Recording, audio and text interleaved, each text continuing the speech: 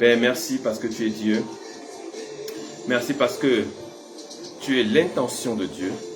Tu es le Logos. Tu es la pierre angulaire. Tu es la pierre d'achoppement.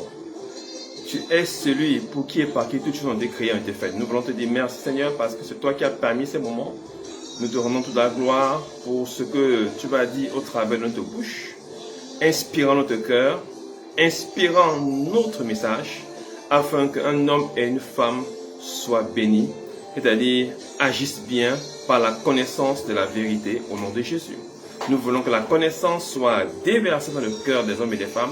C'est pourquoi nous prions, Seigneur, que tu prennes le contrôle de leur cœur, de leur intelligence et de l'atmosphère dans laquelle ils se trouvent. Merci, Père, de bénir tout homme et toute femme connectés par la grâce de la connaissance. Au nom tout-puissant de Jésus. Merci, Père, au nom de Jésus. Amen, amen, amen. Alors, ce soir, nous sommes dans la joie de te recevoir sur notre plateforme Matétéo afin de partager ces moments de parole et d'enseignement sous ce fond sonore de ministère Guillaume, donc nous n'avons pas les droits. Alors nous te donnons encore l'opportunité de partager et nous démarrons dans notre message. Le thème, nous démarrons le thème en ce mois de février. Après le mois de janvier qui est le mois de la croissance, nous avons voulu fonder l'année sur la croissance et démarrer maintenant dans la deuxième phase de cette année qui est le mois de février. Amen. Par le renversement des forteresses. Amen, amen. Parce que ta croissance doit être manifeste, ta croissance doit être évidente, ta croissance doit être palpable. On doit pouvoir comprendre et voir que réellement tu es un enfant de Dieu. Amen, amen. Être un enfant de Dieu n'est pas un décret. Être un enfant de Dieu n'est pas une vue de l'esprit. Être un enfant de Dieu est un état d'esprit qui se manifeste par le caractère divin en toi et qui est naturellement déversé autour de toi par ton comportement, ton attitude et ta façon de réagir. Amen, amen. Je dis souvent que Dieu n'est pas un réacteur, Dieu est un acteur. Amen, amen. Je veux que tu sois un acteur de ta vie, pas un réacteur de ta vie. Mais si tu me suis très bien, Dieu n'a pas réagi quand Lucifer, du haut de sa gloire, s'est rébellé contre lui. Ce n'était pas une réaction, c'était une action de Dieu. Amen, amen. Si Dieu réagit, cela veut dire que Dieu est limité. Cela veut dire que Dieu n'est pas omniscient, omnipotent. Or, Dieu est tout puissant. Amen, amen. Et Dieu est le créateur. Amen, amen. Est-ce que la créature peut défier le créateur? Et donc, si de cette époque et de cet incident, Dieu n'a pas réagi, Dieu ne réagira jamais dans ta vie. Dieu continuera à agir dans ta vie parce que Dieu est un acteur. Amen, amen. Je veux, shalom, shalom à tous les pasteurs, shalom à tout le monde. Bienvenue sur la plateforme. Je veux t'encourager à être un acteur. Amen, amen.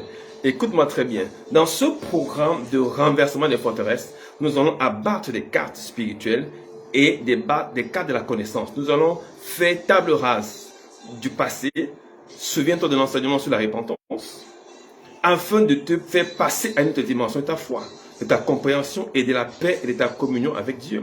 Nous voulons que ta réconciliation avec Dieu soit totale et parfaite. Nous voulons que tu marches en nouveauté d'esprit. Nous voulons que tu marches dans la paix en tant que chrétien.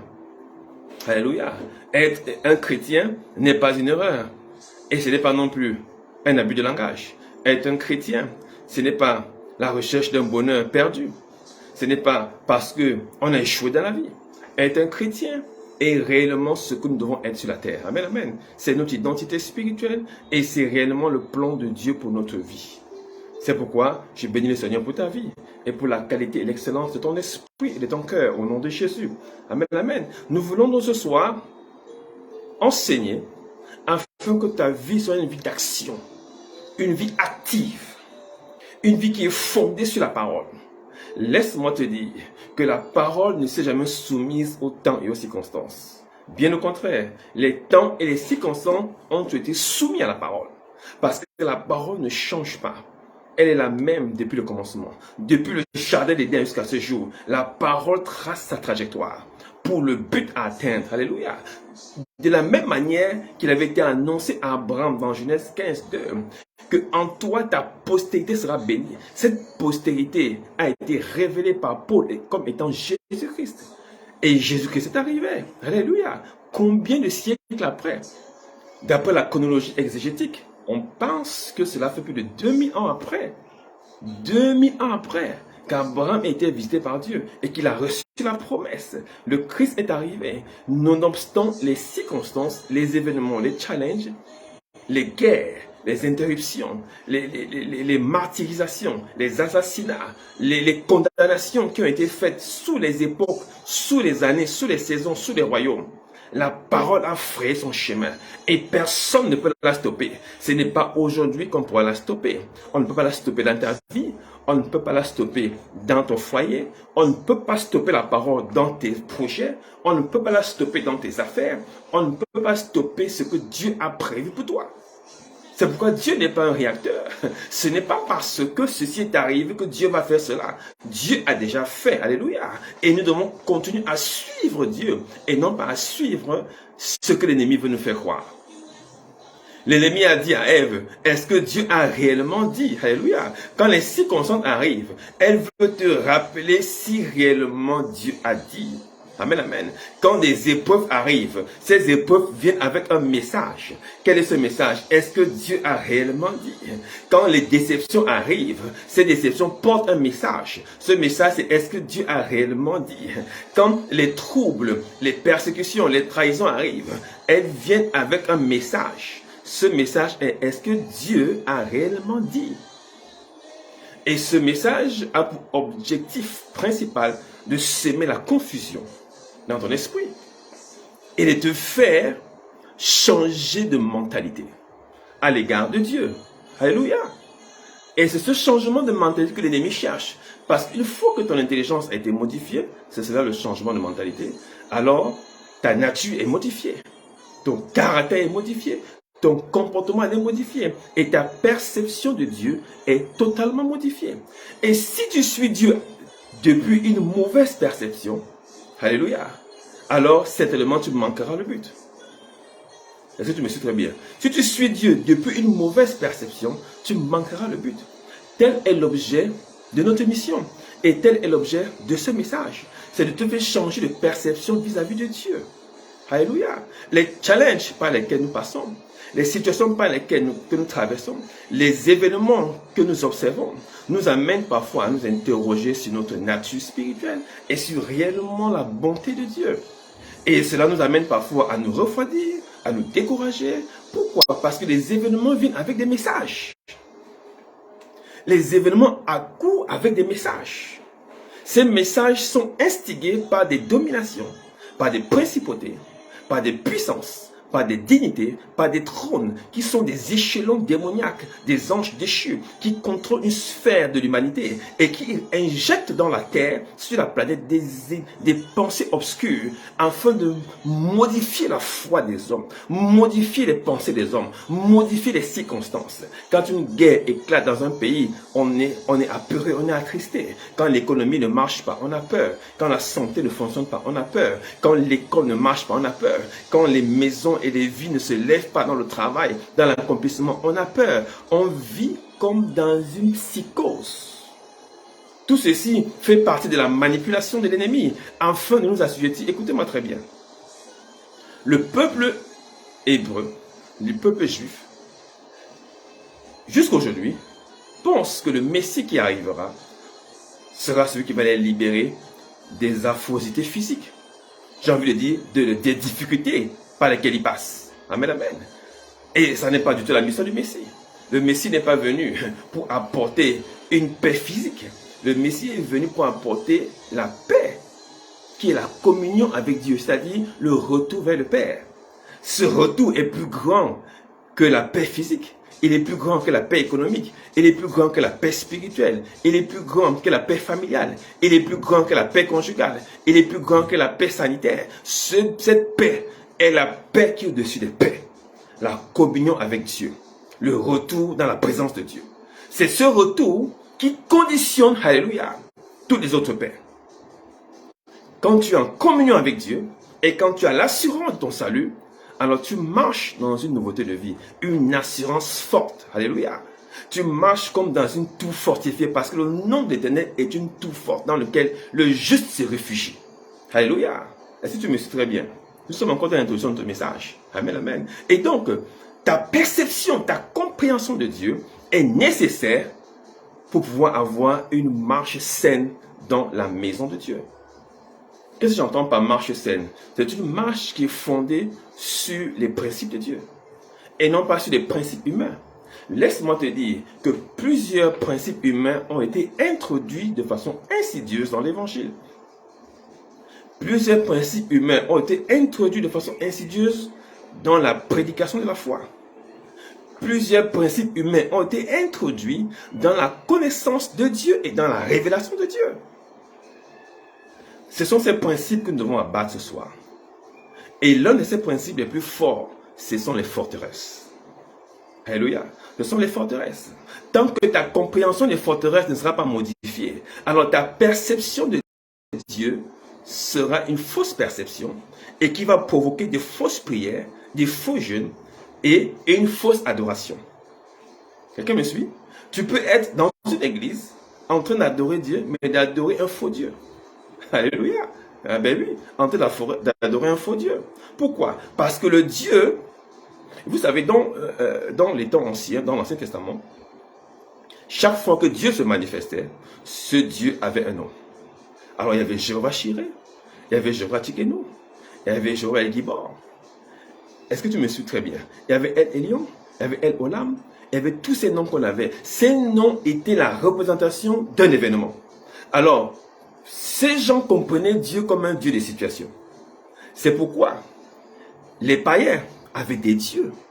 Parce qu'il y avait un Dieu pour la pluie, il y avait un Dieu pour le soleil, il y avait un Dieu pour l'agriculture, il y avait un Dieu pour la pêche, il y avait un Dieu pour la guerre, il y avait un Dieu pour la paix, il y avait un Dieu pour la fertilité, il y avait un Dieu pour l'abondance, il y avait un Dieu pour la justice, il y avait un Dieu pour les morts. Et je peux en citer, alléluia. Et donc tous ces dieux étaient des représentations des divinités qui permettaient au peuple de fonctionner dans cette dimension. C'était une compréhension de Dieu que Dieu ne voulait pas. C'est pourquoi il a prévu de venir rétablir toutes choses. Et donc, dans l'Ancien Testament, les enfants de Dieu étant en transition vers la grâce. Alléluia, écoute-moi très bien. La transition vers la grâce, ils ont continué à répercuter les formes de Dieu qu'ils avaient dans le paganisme. Et c'est pourquoi chaque fois que Dieu intervenait, il donnait un nom. Jéhovah Jireh, Jéhovah Tsidkenu, Jéhovah El Gibor, Jéhovah El Olam, El Elyon, le Dieu Tout-Puissant, le Dieu qui pourvoit. Et dans chaque fois ce Dieu, mais ce Dieu s'appelle l'Éternel. Alléluia. L'Éternel est notre Dieu. Alléluia. Et donc tous ces noms manifestaient une compréhension, une connaissance parcellaire de Dieu. Or, Dieu veut que nous le connaissions pleinement. Il ne veut pas que nous le connaissions à moitié ou en partie. Sinon, nous faisons de Dieu Tout-Puissant un Dieu des petites situations. Et je comprends très bien, je vais quelque part. Alléluia. Le Dieu des petites situations, c'est le Dieu de nos petits problèmes. Je ne veux pas te choquer, mais nos problèmes sont des petits problèmes par rapport aux problèmes du salut. C'est-à-dire la sotériologie, c'est-à-dire notre salut est la fondation même de ce pourquoi Dieu est descendu sur terre. Amen, amen. Christ lui-même a déclaré qu'au temps de Noé, les hommes se mariaient leurs filles, mangeaient et buvaient. J'ai envie de dire construisaient des bâtiments. J'ai envie de dire avaient des voitures. J'ai envie de dire voyageaient. J'ai envie de dire parcouraient la mer. J'ai envie de dire faisaient des guerres. J'ai envie de dire étaient dans l'abondance. Quelqu'un me suit très bien. Donc il dit par là, par contraste, il n'est pas venu pour ça. Il n'est pas du tout venu pour ça. Il est venu pour quelque chose que ce monde ne pouvait pas avoir, ni obtenir, ni donner à qui que ce soit. Il est venu afin que quiconque croit ait la vie éternelle. Amen, amen. Qui n'est pas seulement la vie de l'agriculture, qui n'est pas seulement la vie de la justice, qui n'est pas seulement la vie du poisson, de l'abondance, de la propriété foncière, qui n'est pas seulement la vie des guerres, des batailles, comme Alexandre le Grand qui était un grand batailleur. Il ne veut pas seulement que les gens aient une partie de la puissance, de la compréhension de Dieu. Dieu veut que nous le connaissions pleinement. C'est pourquoi ces choses s'opposent à la connaissance de Dieu. Et quand le message, la grâce, la vérité est arrivé, il y a eu clash. Il y a eu clash.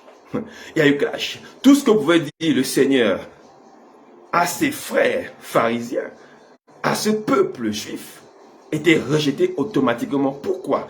Parce qu'il y avait un mur de séparation entre Jésus et ces gens-là. Et ce mur ne le voyait pas. C'est ce mur qu'on appelle la forteresse. Alléluia. Il y avait un mur de séparation. Et ce mur de séparation est un mur invisible. C'est comme un voile. Et c'est ce mur qui faisait en sorte que le Seigneur pouvait dire, ma parole ne vous pénètre pas. Ce mur était donc, cela veut dire, si elle ne pénètre pas, cela veut dire qu'il y a un obstacle à la pénétration de la parole de Dieu. Et cet obstacle est ce qu'on appelle une forteresse.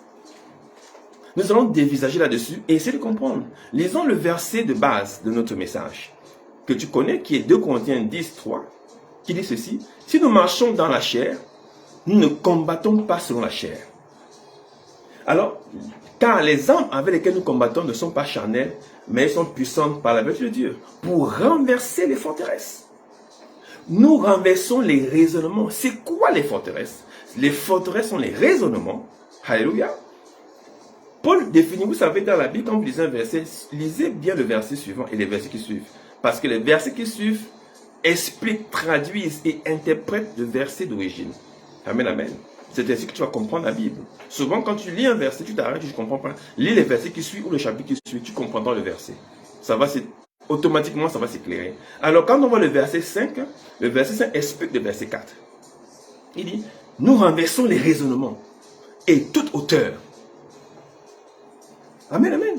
Nous renversons les raisonnements et toute hauteur. Écoutez-moi, si l'évangile est voilé, il est voilé pour les hommes de ce siècle dont l'intelligence est voilée. Voilé par qui? Par l'ennemi, qui est le prince de la puissance de l'air. Écoute-moi très bien. Les raisonnements sont des voiles.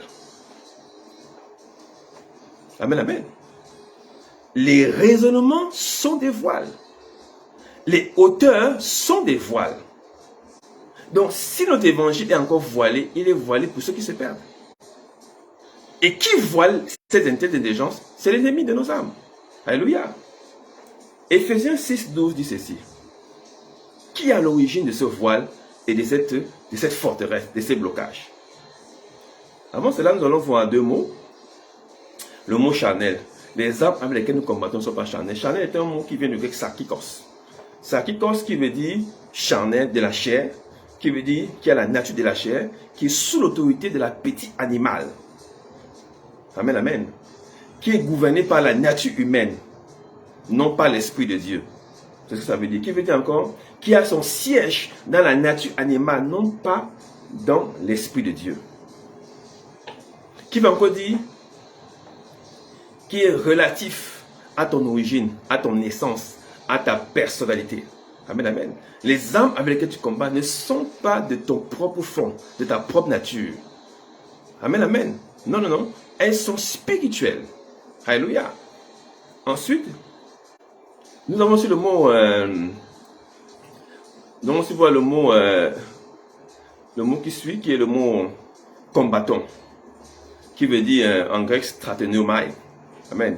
Alors, je te donne ces éléments pour que tu puisses comprendre exactement, parce que nous voulons fonder les choses dans ton esprit, afin que tu comprennes de quoi nous parlons. Alors, stratenomai veut dire faire une expédition militaire. Ça veut dire en général combattre, faire la guerre. Donc, vous voyez que notre vie spirituelle est une vie de guerre. C'est une vie de guerre. Si on dit une vie de guerre, cela veut dire qu'il y a une volonté personnelle qui doit être introduite dans ta marche spirituelle. Tout ne tombe pas du ciel. Amen, amen. Et il y a une dimension personnelle de ta volonté qui doit être engagée dans ta marche chrétienne. Tu dois le comprendre, c'est très important. Amen, amen. Et c'est pourquoi Éphésiens 6.12 nous rappelle que nous ne luttons pas contre la chair.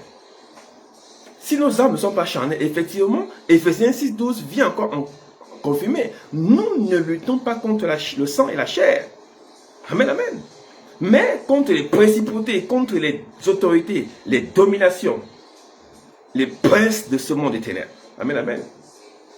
C'est contre eux, contre la puissance spirituelle des méchancetés qui est dans les lieux célestes.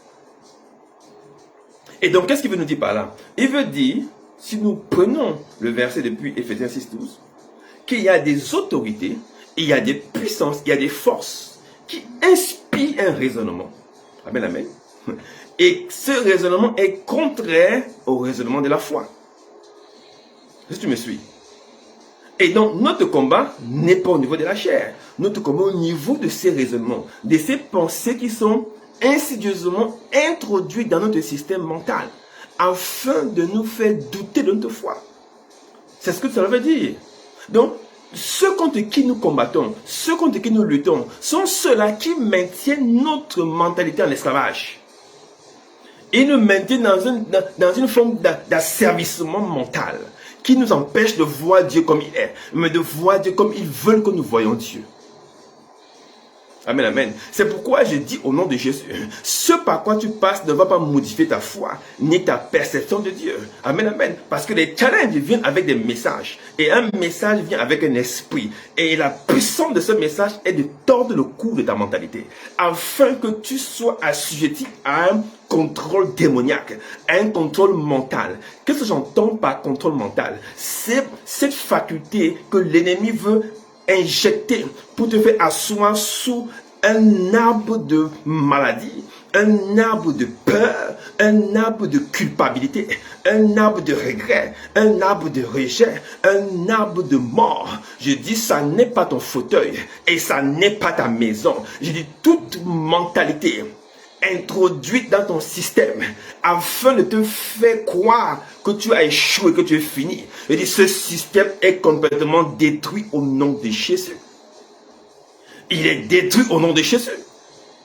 Il est brisé au nom de Jésus. Tu n'es pas assujettissable et l'esclavage n'est plus ton partage. Parce que là où il y a l'Esprit de Dieu, il y a la liberté. Alléluia. La liberté d'être transformé en son image de gloire en gloire. Alléluia. Est-ce que tu me suis très bien? Et donc ces forces sont des forces qui viennent par le raisonnement et par notre intelligence pour nous contraindre à marcher selon leur volonté. C'est pourquoi l'ennemi a dit à Ève, est-ce que Dieu a réellement dit? Amen. Il a tordu le cou à ce que Ève savait. Il a installé son système et son logiciel. Et ce logiciel a provoqué l'échec et l'erreur dans la marche du couple Adam et Ève. Alléluia. Je refuse que le logiciel de la mort devienne ton logiciel. Je refuse que le logiciel de la peur devienne ton logiciel. C'est pas parce que tu as entendu des refus et des refus et des refus que tu es devenu un refus. C'est pas parce que tu as entendu des rejets et des rejets et des rejets que tu es devenu un rejet. Tu n'es pas ce que l'on dit et tu n'es pas ce que tu vis. Alléluia. Tu es un esprit. Je refuse que le logiciel de la misère, le logiciel de la mendicité, le logiciel de la solitude, le logiciel de la maladie et de l'asservissement des médicaments soit ton partage au nom de Jésus. Je déclare ce logiciel détruit au nom de Jésus. Détruit au nom de Jésus. Tu en es libéré totalement dans le nom de Jésus. Et toute force qui veut te contraindre à suivre ce logiciel, la source de cette force est tarie au nom de Jésus.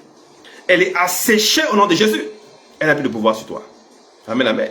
Nous introduisons tout notre message sur les forteresses. Écoute-moi très bien.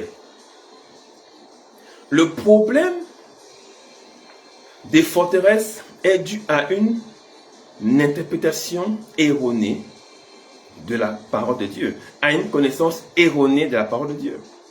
Je vous disais tantôt que quand vous faites de Dieu un Dieu de situation, alors vous manifestez ce qu'on appelle une forteresse. Nous irons en détail progressivement et dans le projet, parce que c'est une série qui démarre. Amen, amen. Cette série va te faire du bien. Amen, amen.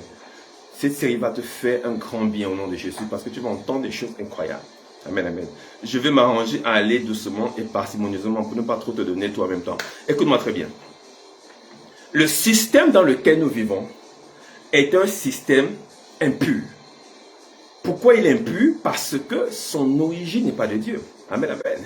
Nous sommes dans ce monde, mais nous ne sommes pas de ce monde. De ici signifie l'origine.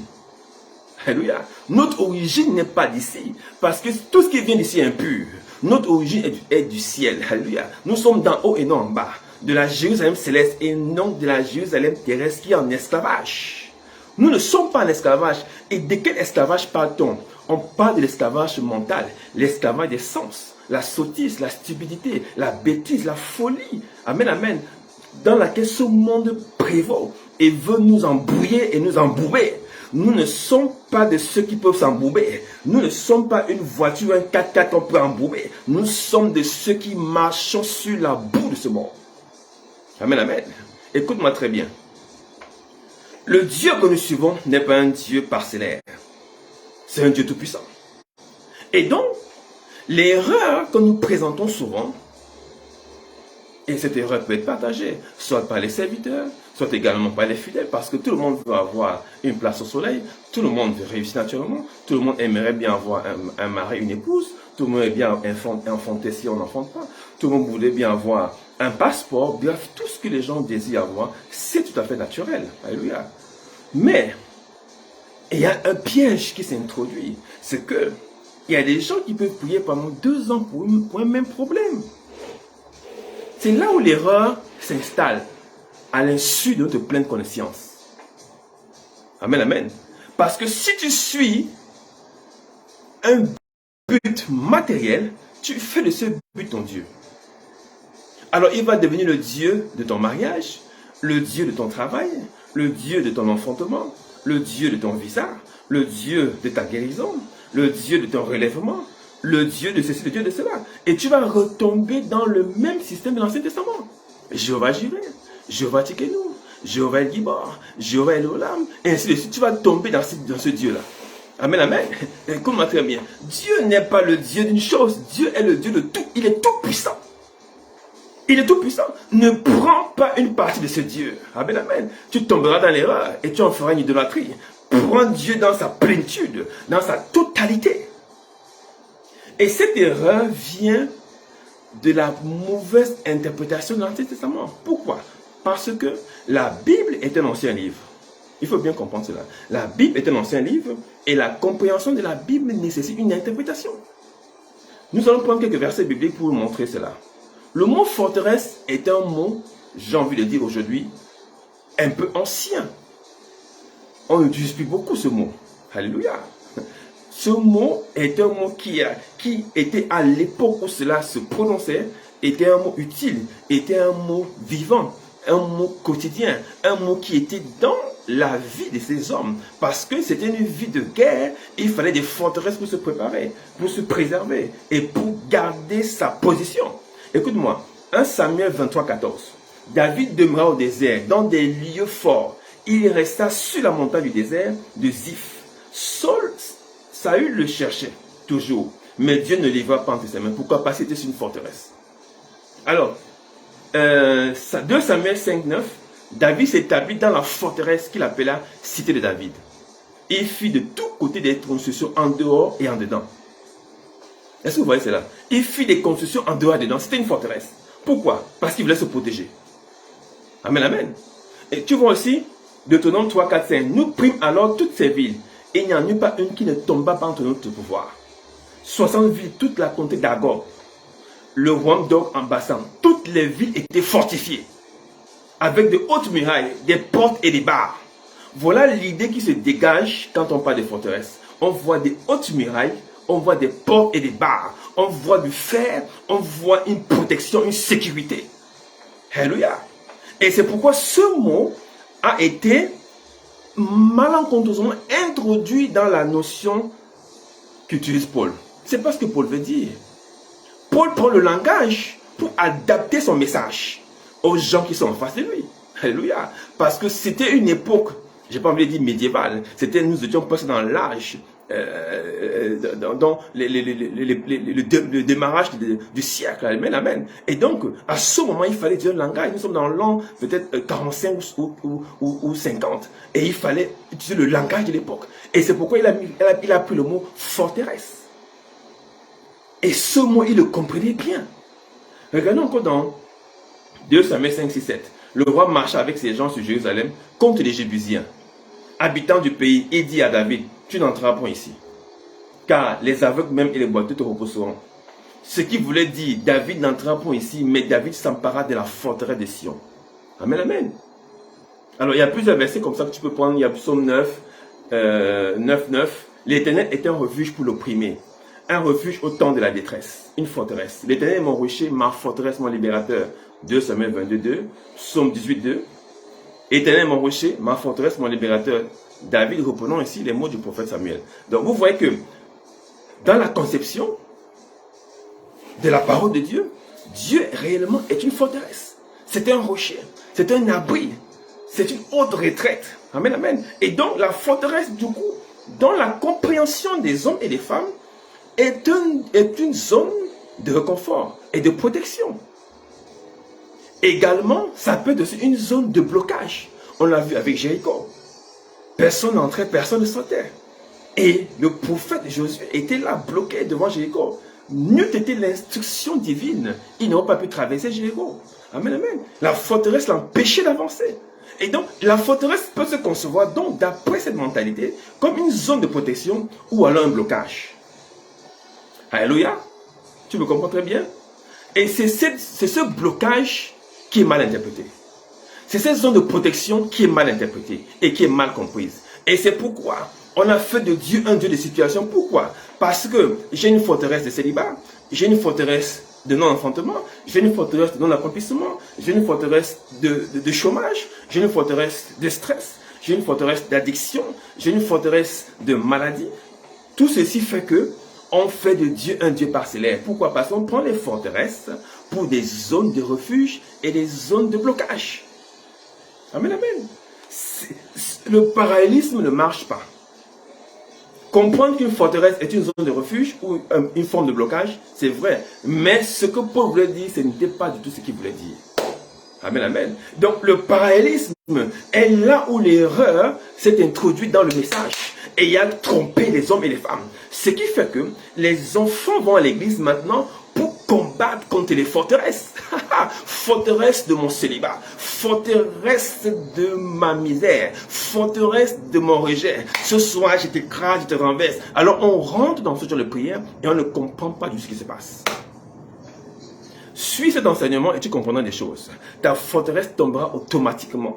Je dis, cette façon de comprendre est une forteresse mentale qui doit s'aplanir devant la parole de Dieu. Au nom de Jésus. Amen, amen. Alors, Éphésiens 1:20 confirme Éphésiens 6:12.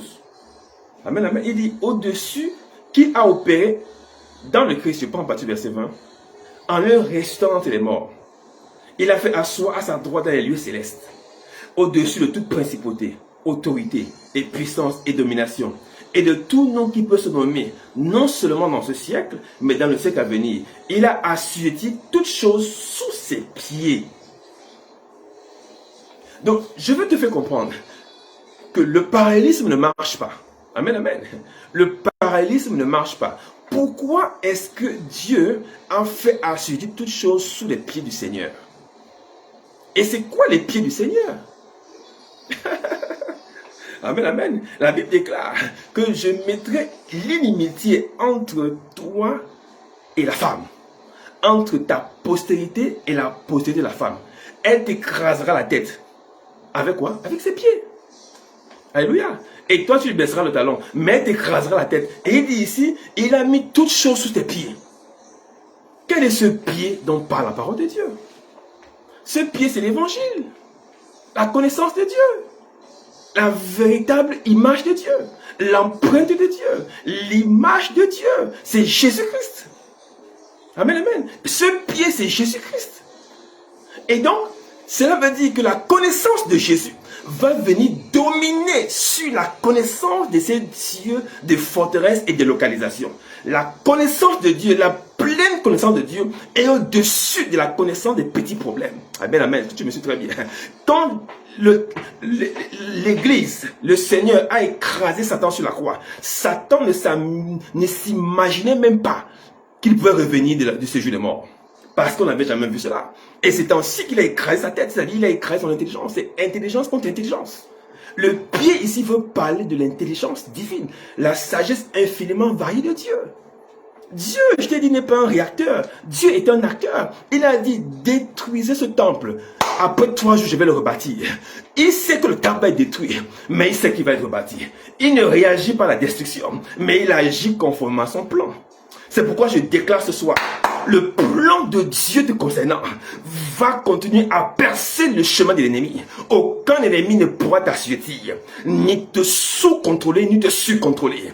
Tu ne seras ni en dessous, ni en deçà de ta valeur dans ta génération, au nom tout puissant de Jésus. Et toute forme d'attaque mentale voulant te faire descendre de niveau, de catégorie, sociale comme professionnelle, conjugale comme maternelle, au nom de Jésus, cette attaque est brisée en plein vol. Dans le nom de Jésus. Ta marche en Christ est une marche glorieuse, victorieuse, de succès, de triomphe et de victoire. Dans le nom de Jésus. Tu ne marcheras pas parmi les malades. Tu ne marcheras pas parmi les opprimés. Tu ne marcheras pas parmi les fous et les sots. Tu ne marcheras pas parmi les bêtisiers et les stupides. Tu marcheras parmi les excellents. Et la Bible déclare que si vous voyez un homme diligent, cet homme s'assoit à la table des rois. Ta diligence va te faire asseoir à la table des rois. Ta diligence va te faire changer de dimension. Ta diligence va t'amener dans une autre dimension supérieure. C'est quoi la diligence? C'est la vertu de comprendre la parole de Dieu. Amen, amen. Le fait que tu sois assise à écouter la profondeur de la parole de Dieu, c'est une diligence. Cette diligence, cette capacité à vouloir rechercher la profondeur de Dieu va te transporter à l'insu de ta volonté pour te faire asseoir là où Dieu a prévu que tu t'asseyes. Je dis au nom de Jésus, tu ne t'asseyeras jamais sur un fauteuil qui n'est pas le tien. Je dis tout fauteuil préparé pour toi dans la consécration, dans la mort subite, dans l'empoisonnement, dans la magie. Ce fauteuil est brisé au nom de Jésus. Tu ne vas pas t'asseoir sur le fauteuil des maladies chroniques, des maladies cardiaques, des maladies gastro-ésophagiennes. Je dis des maladies pulmonaires, rénales et des maladies pancréatiques. Je dis ton système métabolique ne sera pas désorganisé à cause de ce fauteuil maléfique qui a été prévu pour toi. Je déclare sa destruction au nom de Jésus. Ramba Chatamantre, au nom de Jésus, tu es un enfant béni. Alléluia. Et donc, il a assuré toutes choses qu'il a mis sous ses pieds. Il a mis sous l'évangile. Il a mis sous la connaissance. Mon frère, ma soeur, la connaissance de Dieu est la connaissance au-dessus des connaissances. Change de perspective par rapport à la connaissance de Dieu. Qu'est-ce qu'on a dit de David, de Daniel, autant pour moi, dans Daniel 9? Un homme parmi nous qui a l'esprit au-dessus des esprits. Un esprit supérieur. Quoi? La connaissance de Dieu est la connaissance des connaissances. Elle est au-dessus de la psychologie. Elle est au-dessus de la physiologie. Elle est au-dessus de la géologie. Elle est au-dessus je sais pas, de toute forme de logique tu peux imaginer sur la terre. La connaissance de Dieu est au-dessus de toute connaissance. C'est pourquoi la Bible déclare qu'il a donné le nom qui est au-dessus de tout nom qui peut se nommer. C'est-à-dire, tout nom, c'est toute connaissance, toute forme de puissance, toute forme d'autorité, toute forme de domination, toute forme de principauté qui peut se nommer sur la terre.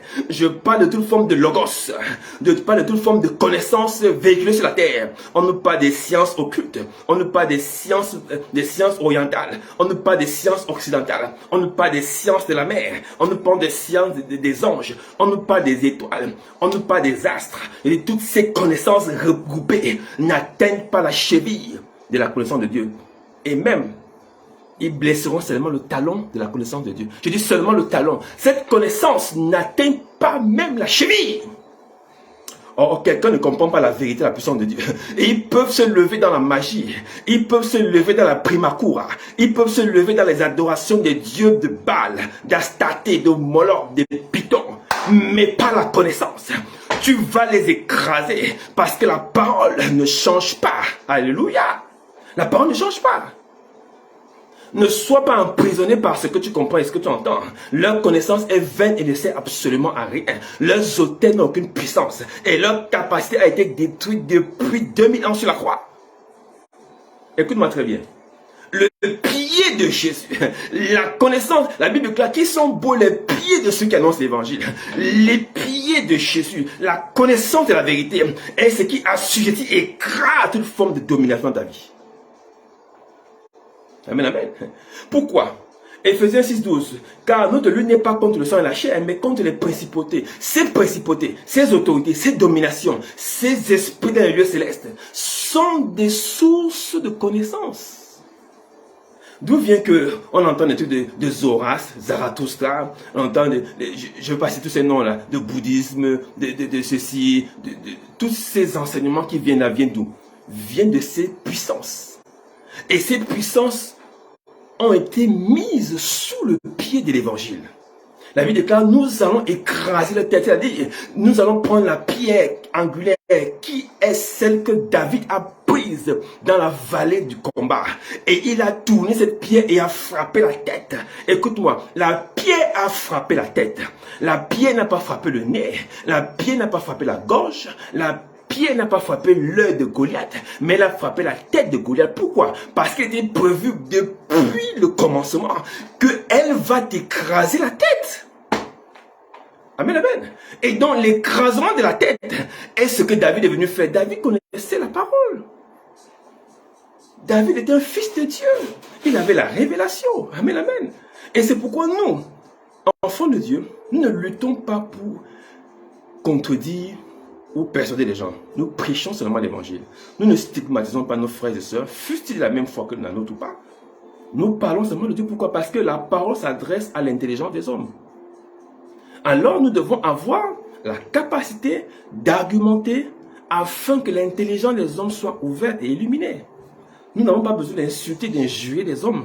Amen. Qui sont aussi nos frères. Nous avons besoin de leur expliquer la parole, de dispenser droitement la connaissance de Dieu, comme Paul a dit à Timothée. Dispense droitement la parole de Dieu comme tu l'as reçue. Nous devons la dispenser droitement afin que les gens reçoivent la même parole qui a été annoncée par le Seigneur de sa propre bouche. Nous ne devons pas dissoudre la parole de Dieu. Nous ne devons pas faire des mélanges et faire de Dieu un Dieu de situation, un Dieu de nourriture, un Dieu du boire, un Dieu du manger, un Dieu de l'enfantement. Écoute, après avoir franchi une montagne, quelle montagne va se présenter? Après être marié, Seigneur, donne-moi un enfant. Après l'enfant, donne-moi le travail. Après le travail, donne-moi la maison. Après la maison, donne-moi la voiture. Donne-moi le terrain. Non, ce serait limiter Dieu. Bénis Dieu pour ce qu'il est. Amen, amen. Nous avançons. Bénis Dieu pour ce qu'il est. Alléluia.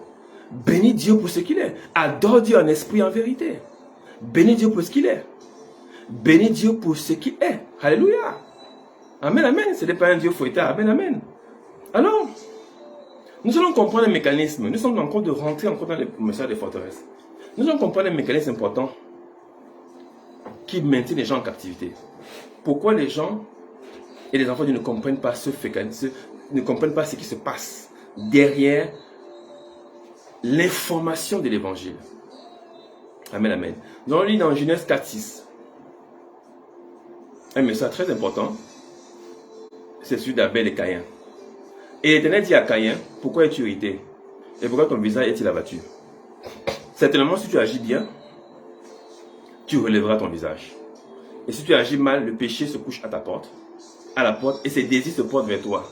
Mais toi domine sur lui. Amen, amen. Si tu agis bien, verset 7, Genèse 4:7, tu relèveras ton visage. Et si tu agis mal, le péché se couche à la porte. Il y a quelque chose qui m'a frappé ici. Si tu agis. Nous devons comprendre comment ces choses fonctionnent. Si tu agis.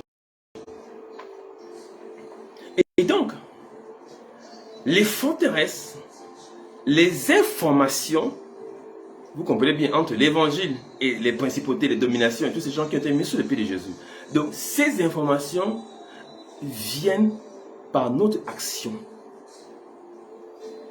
Comprends-moi très bien. C'est ton action qui fait asseoir l'évangile ou fait asseoir l'ennemi. Quand on te présente Jésus, tu es libre de prendre le Seigneur, de devenir chrétien ou pas. Laisse-moi te dire qu'il n'y a pas deux chemins sur la terre. Amen, amen. Il n'y a pas 36 chemins. Amen, amen. Ou tu es avec le Seigneur, ou tu es avec l'autre.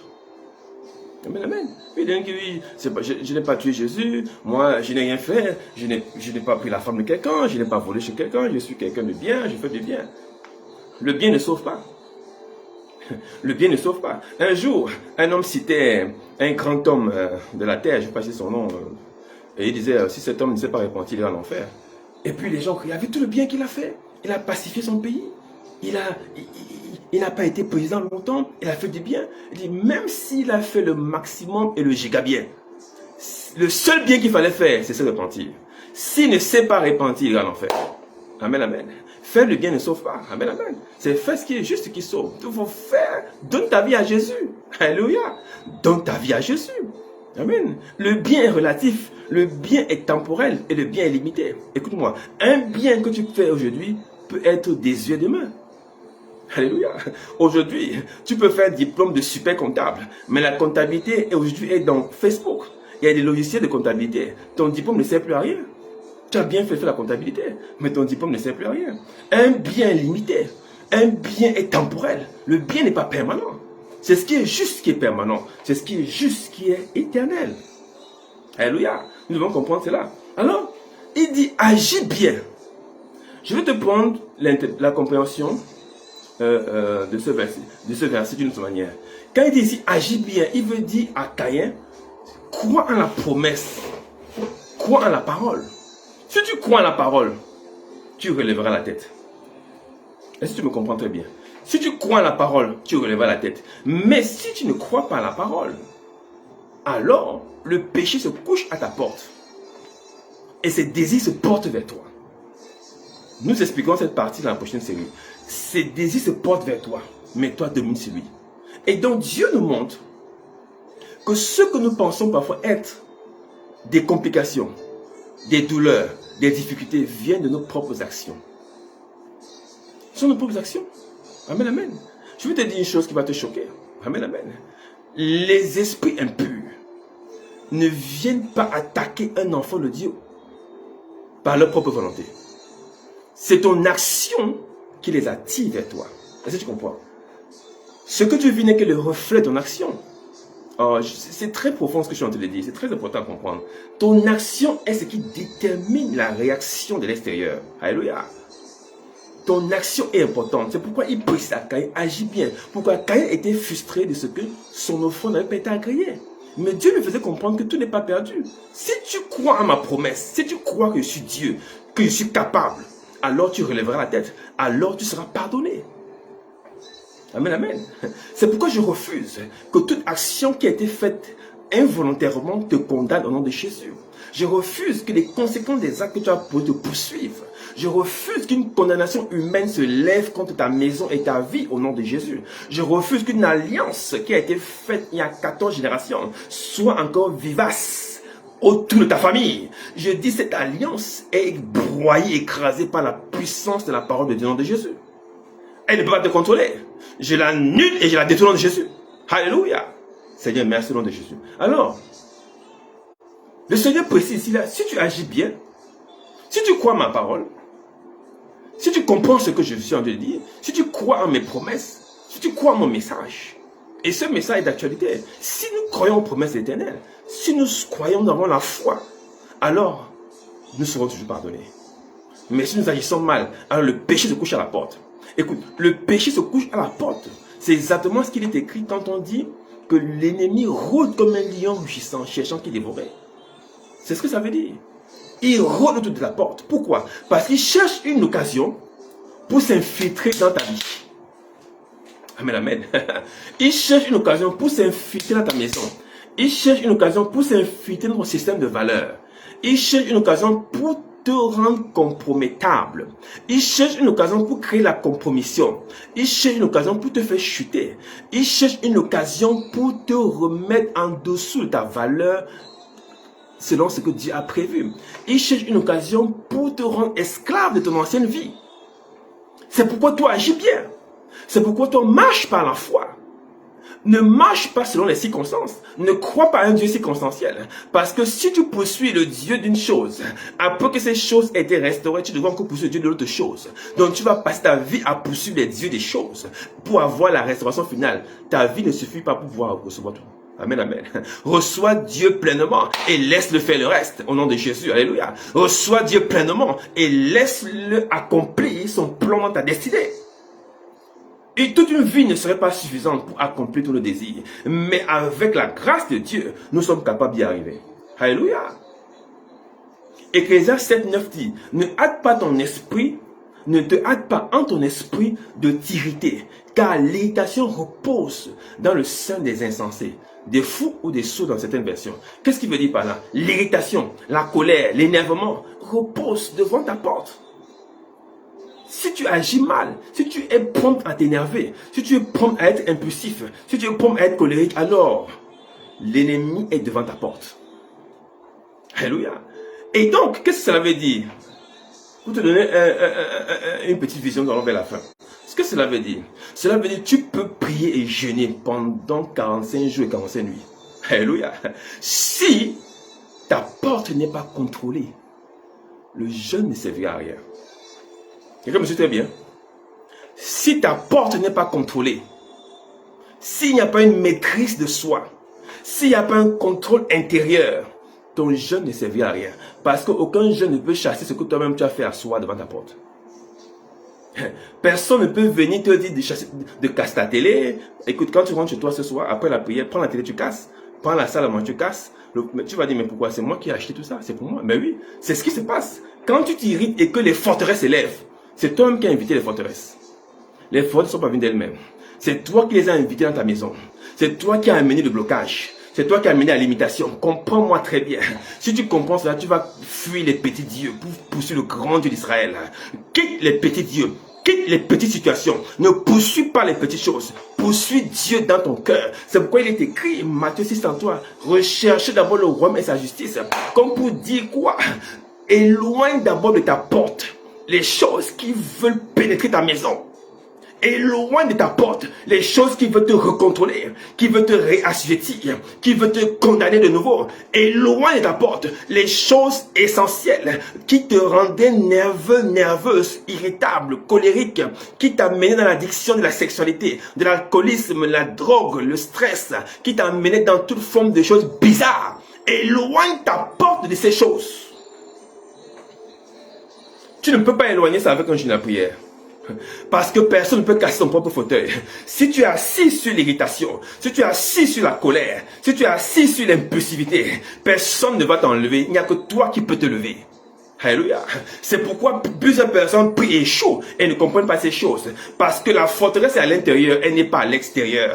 La forteresse est à l'intérieur de ton cœur. C'est pourquoi remplis ton cœur de la justice et du royaume des cieux. Et toutes ces choses, je dis bien toutes ces choses que tu recherches, vont te suivre naturellement. Ne suis pas ces choses. Suis la justice. Pourquoi? Parce que devant ton cœur, devant ta porte, repose l'irritation, la colère, la sexualité, le mensonge, le vol, le parjure, l'escroquerie, la mort, la criminalité, l'empoisonnement, la sorcellerie. Tout ça est devant toi. Mais si tu agis bien, ça ne rentrera pas. Mais si tu agis mal, ces désirs vont se porter vers toi. Mais toi, domine-le. Je dis ce soir au nom de Jésus, pendant que nous terminons de prière, notre enseignement sur cette première partie, je déclare au nom de Jésus, tu ne seras pas contrôlé, tu ne seras pas manipulé de l'intérieur, tes sentiments ne seront pas diabolisés, zombifiés et lunatisés. Je déclare au nom de Jésus, tu ne vivras pas comme un mort vivant, tu vivras comme quelqu'un qui règne sur la terre, comme un ambassadeur du royaume des cieux sur la terre, envoyé en mission, étranger et passager sur la terre. Je déclare au nom de Jésus, ta marche spirituelle est une marche de grandeur, d'excellence, de plein contrôle, de domination et de puissance au nom de Jésus. Je le déclare sur ta vie maintenant. Ta vie n'est pas une vie d'échec. Ta vie n'est pas une vie d'erreur. Peu importe ce par quoi tu passes. Écoute-moi, Dieu n'est pas un réacteur. Dieu est un acteur. Laisse la parole passer au travers de ton cœur pour aller te déposer là où ça doit te déposer. Je refuse que tu t'assimiles à ce que tu vis. Je refuse que tu t'assimiles aux circonstances. C'est parce que la parole dit. La parole est claire à ce sujet. Tu n'es pas ce que tu vis. Pourquoi? Parce que Christ a déjà écrasé ses mauvaises pensées. Il l'a déjà mis sous ses pieds. Cela a été écrasé sur la croix de Golgotha. Ça a été cloué. Et les actes dont les ordonnances subsistaient contre toi ont été coulés sur la croix. En spectacle, c'est-à-dire en plein jour. Nous ne sommes pas des enfants qui nous cachons. Nous ne sommes pas des enfants de nuit. Nous sommes des enfants de lumière. Et nous marchons dans la lumière. C'est-à-dire dans la pleine connaissance de Dieu. Je dis au nom de Jésus, par la pleine connaissance de Dieu, qui est la lumière, les ténèbres reculeront devant ta vie, les ténèbres reculeront devant ta maison, les ténèbres reculeront devant ta santé, les ténèbres reculeront devant tes enfants, les ténèbres reculeront devant tes désirs, tes projets, tes finances, et tout ce qui est ténébreux, envoyé depuis le séjour des morts, pour éteindre ta destinée, éteindre ton étoile, éteindre ta personnalité. Cela est complètement assujetti et éteint au nom de Jésus. Je proclame l'extinction de ceux qui veulent t'éteindre. Je dis cette prière est tombée dans mon cœur. Je proclame l'extinction de ceux qui veulent t'éteindre. Leur puissance est négative. Elle est inférieure à la capacité de Dieu. La preuve, ils blesseront seulement ton talent. C'est-à-dire, ils vont te bousculer. Ils vont vouloir t'humilier. Ils vont vouloir attaquer ta chair. Mais toi, écrase la tête par la connaissance de Dieu. C'est pas sa connaissance que nous écrasons sa tête. C'est pourquoi je dis ce soir au nom de Jésus. Par la pleine connaissance de Dieu. Pourquoi? Parce que la sagesse est un enrichissement. La sagesse produit la vie. La sagesse donne la vie à tes os. Je dis ce soir au nom de Jésus. Toute partie de ton corps qui était encore en infirmité et en esclavage médical, en esclavage pharmaceutique. Toute partie de ton corps contrôlée encore par un esprit, un démon, un esprit impur, qui produit les mêmes résultats sous le scanner ou sous les examens médicaux sanguins. Et ce démon, cet esprit impur est exfiltré, expulsé et chassé au nom de Jésus. De ton sang, de ta tête, de ton foie, de ton pancréas, de ton estomac, au nom de Jésus. De ton intestin grêle, de ton duodénum, au nom de Jésus. Des parties génitales et de ton cœur. Je déclare sa destruction au nom de Jésus. Je proclame sur toi maintenant que tout environnement qui voulait contraindre ton foyer, contraindre ta maison, contraindre ton époux, ton épouse, contraindre ton futur époux et ta future épouse, cet environnement qui t'a mené à te lamenter, à t'auto-détruire, je dis ce soir, tu sors de cet environnement qui n'est pas de Dieu. C'est une autodestruction programmée contre toi. Je dis ce soir, cette autodestruction est brisée au nom de Jésus. Tu verras clair à travers les circonstances dès à présent. Je le déclare sur ta vie au nom de Jésus. Je proclame maintenant la guérison totale et permanente dans ton corps au nom de Jésus. Je prie pour toute partie de ton corps qui est douloureuse. Toute partie de ton corps qui te rend infime. Infime aux tâches domestiques, infime aux tâches maternelles, infime aux tâches professionnelles, infime aux tâches quotidiennes. Toute partie de ton corps voulant te contraindre, voulant te bloquer dans un coin de ta vie. Ce soir, je déclare ta libération. Je déclare, si c'est une personne qui est connectée à toi, je proclame sa délivrance au nom de Jésus. Cette atmosphère qui est une forteresse est laminée et brisée au nom de Jésus. Reçois ta libération au nom de Jésus. Cette porte ne va plus te contrôler. C'est toi désormais qui domine cette porte au nom de Jésus. Elle ne va plus faire des va-et-vient sur ta maison au nom de Jésus. Je proclame l'excellence dans ta maison. Je proclame la gloire de Dieu dans ta maison. Alléluia. Laisse-moi te dire, le plan de Dieu n'était pas fini pour Méphibosheth, le fils de Jonathan. Alors que tout faisait croire que Jonathan, perclus des deux pieds, était terminé. Laisse-moi te dire. Et il habitait à Lodébar. Et Dieu est celui qui fait asseoir les enfants diligents à table. Je dis, si l'ennemi t'avait fait asseoir à Lodébar, si l'ennemi te faisait vivre à Lodébar, dès ce soir, écoute le son de ma voix. Ta position change par la puissance de la parole de Dieu. Ta position change par la puissance de la connaissance de Dieu. Écoute-moi très bien. C'est par la connaissance que le prophète Élisée a sauvé la nation. Il y avait 4 lépreux à la porte. Et selon la parole qui avait été libérée, demain à la même heure, on vendra de la farine et du lait à cette porte. Mais les gens n'ont pas cru. Mais la puissance de la parole de Dieu ne change pas. Peu importe ce que tu vois, peu importe la tempête, la parole ne suit pas la tempête. C'est la tempête qui suit la parole. Laisse-moi te dire, je dis ce soir, ta position à l'Odébar, ta position d'infimité, ta position de célibat, ta position de mendicité, ta position de chômage, ta position de maladie, quelle que soit la position que la forteresse a voulu imprimer dans ton cœur, dès ce soir, Je proclame ta libération au nom de Jésus. Je proclame l'ouverture des portes sataniques. Je proclame le brisement des portes en fer. Je proclame que les verrous en airain sont cassés au nom de Jésus. Tu ne mettras plus les pieds dans cet hôpital. Cet enfant est guéri. Ta femme est soulagée. Tes enfants sont relevés. Leur tête est complètement remise en niveau. L'impolitesse et la détitude sortent de la maison. La famille est sous le contrôle de l'Esprit de Dieu. Reçois la grâce, reçois la puissance, reçois la vie en abondance au nom tout puissant de Jésus. Amen, amen, amen et amen. Hallelujah. Thank you, thank you, thank you. Pour toi qui t'es connecté ce soir, merci pour ta présence. Merci pour ton like et ton partage. Je suis reconnaissant au nom de Jésus. Nous sommes en train de décoller ce message. Amen, amen. Ne rate pas cette série sur le renversement des forteresses. Et nous serons encore là jeudi prochain, si Dieu le veut, pour descendre davantage dans les profondeurs. Car la profondeur appelle la profondeur. Nous voulons que la profondeur fasse jaillir la connaissance dans ton esprit et que tu marches en domination d'esprit au nom de Jésus. Alléluia, gloire à Jésus, gloire à Jésus. Je suis infiniment reconnaissant de ta présence. Merci. Nous serons encore ensemble ce mardi dès 21h pour des temps de prière. Amen, amen. Pour une nouvelle série qui va démarrer dès ce mardi. Dieu te bénisse et n'oublie pas de soutenir ma Théo et reste à l'affût des informations que nous allons divulguer d'ici là par la grâce de Dieu. Nous sommes reconnaissants de ta présence, de tes partages et de tes likes. Merci infiniment. Que Dieu te bénisse et que sa parole soit manifeste dans ta vie au nom de Jésus. Amen. Merci pour le puissant message. Comme tu l'as écrit, au nom de Jésus, toute la gloire à Jésus. C'est lui qui parle au nom de Jésus. Merci et que la paix soit dans vos demeures et que votre maison brille au milieu de votre génération au nom de Jésus. Amen. Amen. Shalom. À très bientôt.